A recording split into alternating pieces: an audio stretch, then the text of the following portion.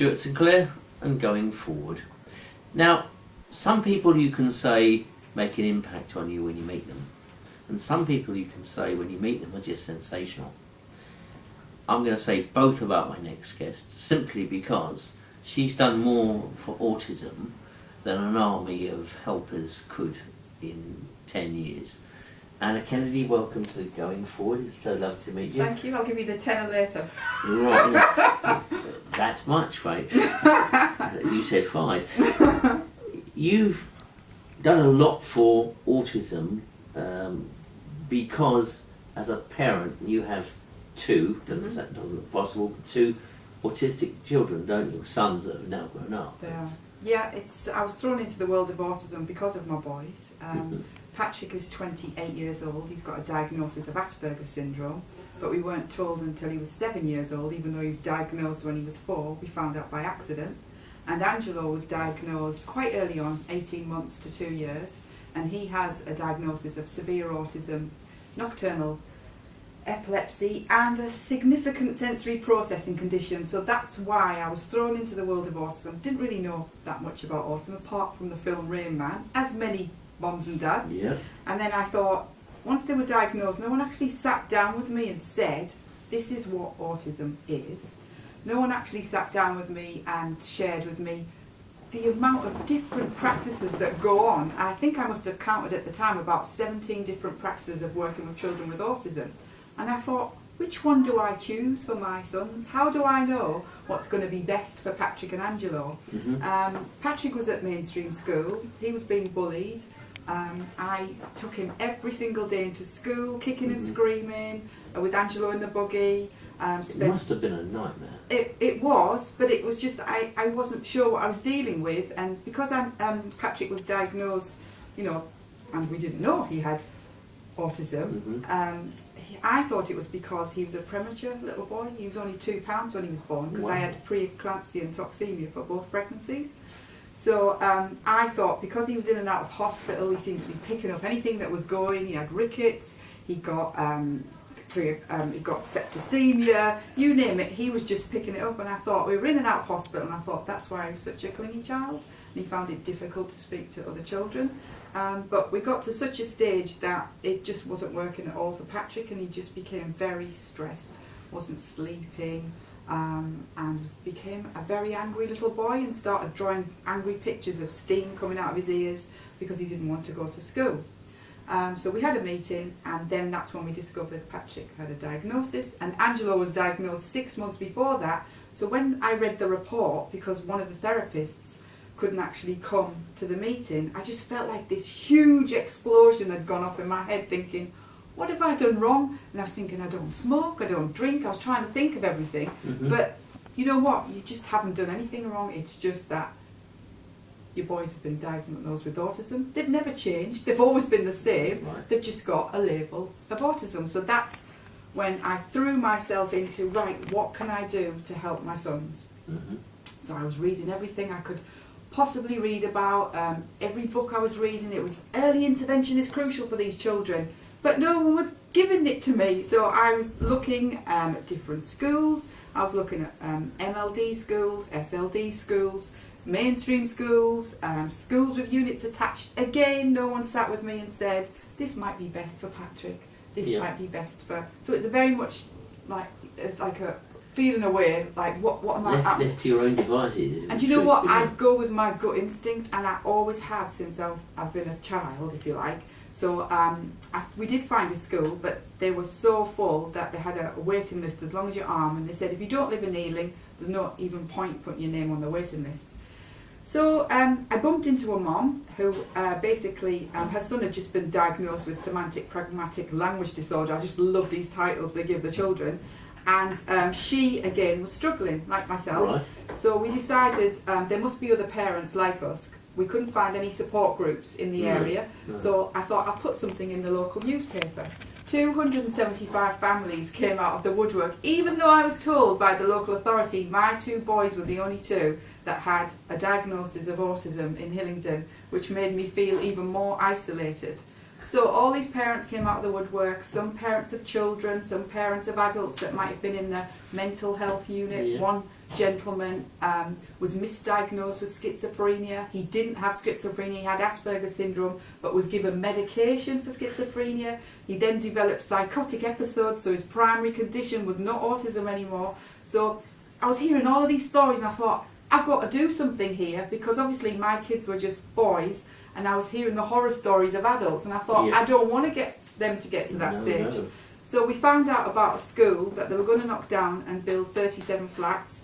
So it was actually quite close to where I lived, so I climbed over the fence and I looked into the window and I thought, this school looks great. And it was actually a school for children that had physical disabilities, and because the doors weren't wide enough, they were going to knock it down and build 37 flats. And I thought, what a shame. So I went to the local authority, I spoke to a lady, I always remember her name was Mary Milne, she was head of client services, and I said, Mary, why don't we make this school into a school for children with autism? There's all these families in our support group that are desperate for support. So she said, leave it with me, I'll see what I can do. To cut a long story short, they really put us through the mill. They said we had to do a feasibility study. They said we had to get £627,000 worth of refurbishment. There were so many different things that we had to do. Oh, but you had a little bit of help because your partner had just studied an exam, hadn't he? My husband Sean had just done economics and management, so he was great to write the business plan. So it just seemed to happen at the right time. Then I met a gentleman at Barclays Bank. It's definitely the listening bank. He was a gentleman that was the manager, and he had worked with children with special educational needs. Right. And all through my last 25 years, the people that tend to help are the ones that have experienced what it's like to live with a disability or to support people with autism. So he said, I can't give you the money, but I can write a letter in such a way that the local authority will give you the lease. So that's what we did, and we got the keys on the 5th of January. I always remember it was my son's birthday, and there was a councillor there, because I'd been battling with the councillors and the MPs and everything. I was finding out where they were buying their cigarettes. I was waiting outside the shop so I could get hold of them. And basically I heard this councillor say, oh, she'll be giving us the keys back in 6 months' time. And I thought, no, I bloody won't. So that's what we did. So we got the keys. I must admit, I was a little bit scared when I walked in the building, because I thought, it needs a new roof, it needs this, it needs that. What do I know about writing an advert for a head teacher? All of these things. But it was a crash course in everything. All these parents started coming out of the woodwork again to support me. Yeah. I put an article in the local paper. I'm still friends with the reporter. She was helping me. And it was a 3-year development plan, but we did it in 9 months, because I was so driven, I was so determined that it was going to open. And I got the probation service on board, I got the Princess Trust on board, I was supervising them on a Saturday, the probation service, with the chaps there, 'cause someone had to be on board. And we opened the school with 19 children in 1999, and now we've got 195 children in 2018, and we're one of the largest schools for children with autism. And since then I've opened a vocational college, we've opened another school in Kent, and Anna Kennedy Online was born in 2009, and that was because parents writing to me about going through the whole process difficulties that I went through all those years ago, trying to get a diagnosis, trying to find the right type of school. What happens when they come to an adult? They're not cured, you know, they need to find a position, they need to find a college, or they might need to find a job. So that's why I decided to set up Anna Kennedy Online, and it's just growing and growing and growing. And we offer training, we offer legal advice. That's my husband Sean, because he became a barrister. And the reason he became a barrister was because I said, Sean, I'm reading all these horror stories about adults being sectioned. I said, you need to become a solicitor or a barrister, so that anything happens to our sons, you need to be there to support them. And that's what we did. We do something called Autism's Got Talent. Absolutely love that programme. I've become the Simon Cowell of the autism world. And basically it happened that I went to the Mermaid Theatre. I was invited by Debbie Moore, the founder of Pineapple, amazing lady.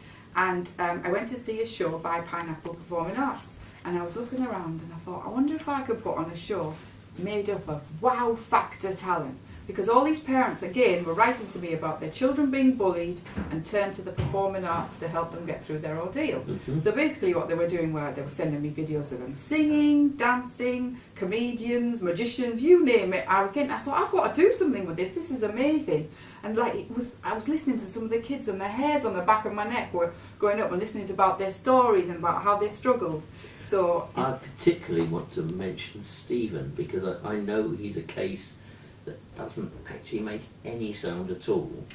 That's Martin. Martin, sorry. Yeah, so Martin Finn. So Martin I met on our very first show, 2012. And Martin is a young man, he's 25 now I think, and he doesn't speak but he sings. So his mum was telling me about him and she said he's an amazing singer.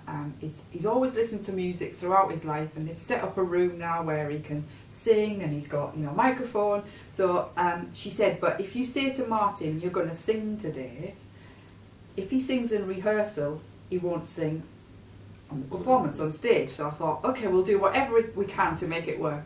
So Martin came along and he stood by the side of the stage before he was going to perform, something like 15 to 20 minutes, and you can clearly see Martin has autism. Yep.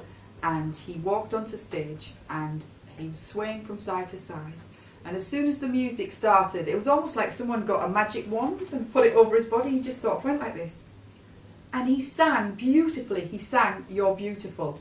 There wasn't a dry eye in the house, and as soon as he finished, started swaying again, off he went and he just went home. So that was his, I've sang today, I've done it. So Autism's Got Talent is now in its 8th year, and it's a fantastic platform, springboard for our children to basically say, I can do this, I can perform on stage in front of everybody. And since Autism's Got Talent's been going, we've created an album, we've created an anti-bullying single, we've created a charity single that's going to be played all through the first week of December during UK Charity Week.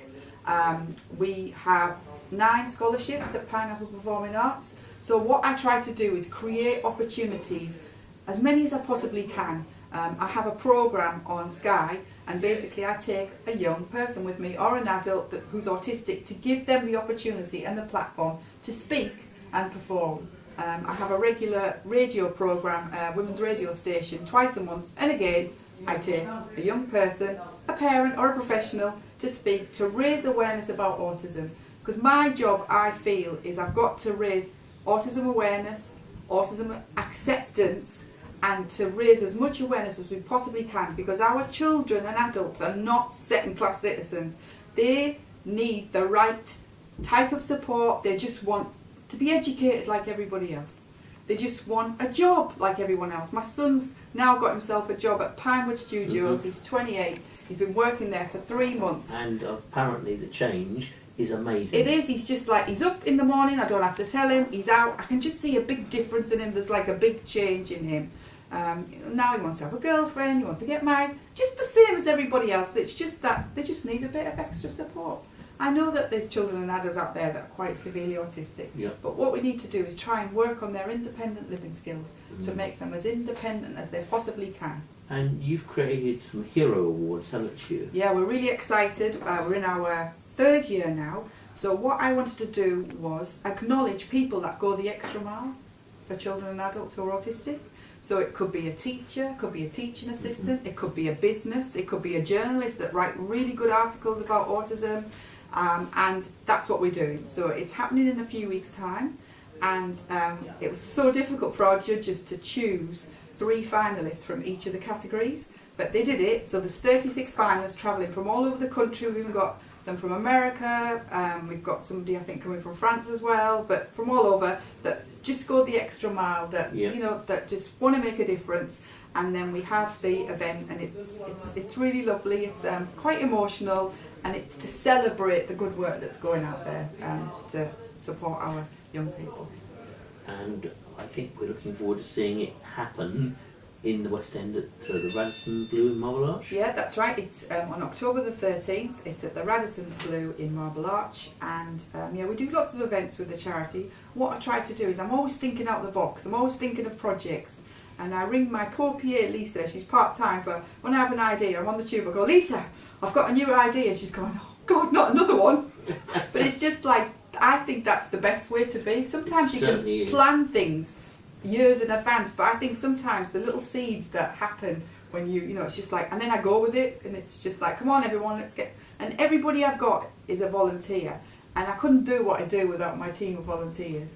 And we're very passionate about what we do. You certainly are, and you're also very able as a team, not just yourself, but able to make the things you think of happen. That's right. And I'm in awe of, wow, if Anna says it's going to happen, virtually it is, and it's almost in place the next day. I'm very much a person, if I say something's going to happen, I follow it through. I can't bear people who say they're going to do something, lip service. I'm like, if it's going to happen, if I can make it happen, I will make it happen. But that's not all you do, is it? Because you have been known to Charleston, I believe. Oh yeah. Tell us, come on. 3 years Let's ago, have it. I was. I had on my bucket list that I would love to dance on Strictly, because when I was 6 years old, I used to tap dance. I used to love tap dancing. I had a very strict dad, Italian dad, and he was very much like, you know, good girls stay at home. They don't do this and that and the other. But one thing I did do was dance, and I love the way dancing makes you feel. So I was nominated, unbeknown to me, to take part in the People's Strictly, and apparently 11,000 people were nominated, and they narrowed it down to 25, and then they narrowed it down to 6, and I was one of the 6, and it was the most amazing experience.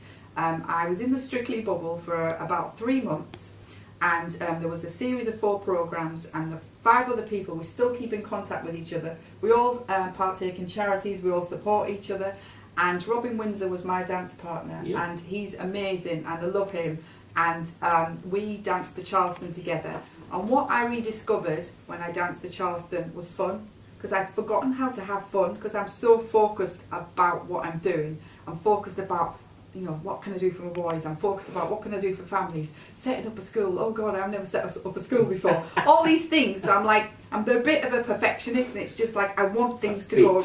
Yeah, Perfectionist. I want Right. things to go right. So when I was dancing with Robin, when we were practicing, I was just saying, again, and I've got a picture of him flat on the floor like this, then, no more, but it was the best experience ever, and we danced the Strictly at Elstree Studios, and it was one of the fastest Charlestons that have been on Strictly, and we got 4 10s, so Robin was like, I've never had a 10 before with a partner, so he sadly is, good for him, but he sadly is going to be moving to St Lucia. He's got himself a job because he's been living out of a suitcase for 20 years.